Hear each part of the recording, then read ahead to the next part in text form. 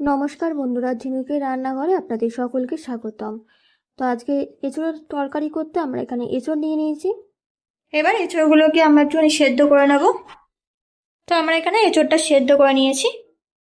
এখানে আলু কেটে নিয়েছি, এখানে টমেটো আর কাঁচা লঙ্কা নিয়ে নিয়েছি, এখানে নুন দিয়ে দইটাকে ফাটিয়ে নিয়েছি, এখানে রসুনের পেস্ট করে নিয়েছি, এখানে আদা পেস্ট করে নিয়েছি।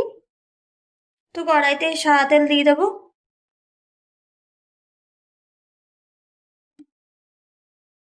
তেলটা গরম হয়ে গেছে, এর মধ্যে এবার দিয়ে দেবো জিরে ফোড়ন, দিয়ে দেবো কেটে রাখা আলুগুলো।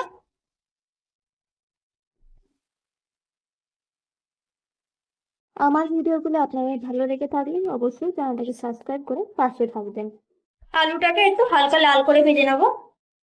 আলুগুলো হালকা লাল করে ভাজা হয়ে গেছে, এর মধ্যে এবার দিয়ে দেবো হলুদ গুঁড়ো পরিমাণ মতন,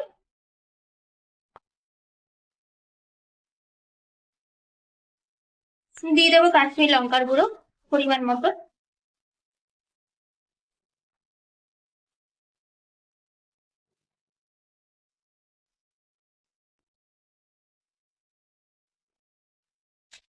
দিয়ে দেবো এর মধ্যে রসুনের পেস্ট বড় চামচে 1 চামচ মতন,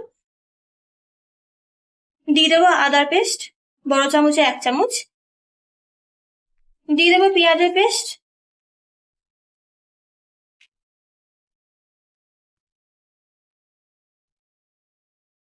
বড় চামচে 4 চামচ মতন,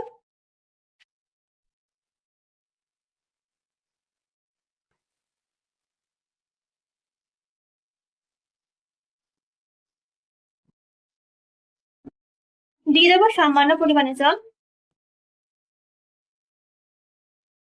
যাতে মশলাটা ভালো করে কষানো যায় তার জন্য সামান্য পরিমাণে জল দিয়ে দিলাম, দিয়ে দেবো পরিমাণ মতন নুন,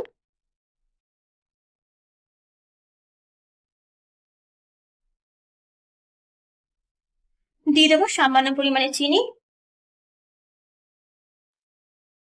কেটে দিয়ে দেবো কাঁচা লঙ্কা টমেটোটা,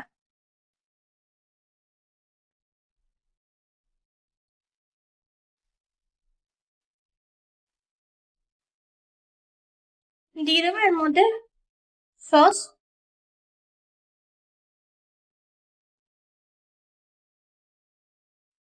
এর মধ্যে এবার দিয়ে দেবো সেদ্ধ করে রাখা এঁচোড়টা,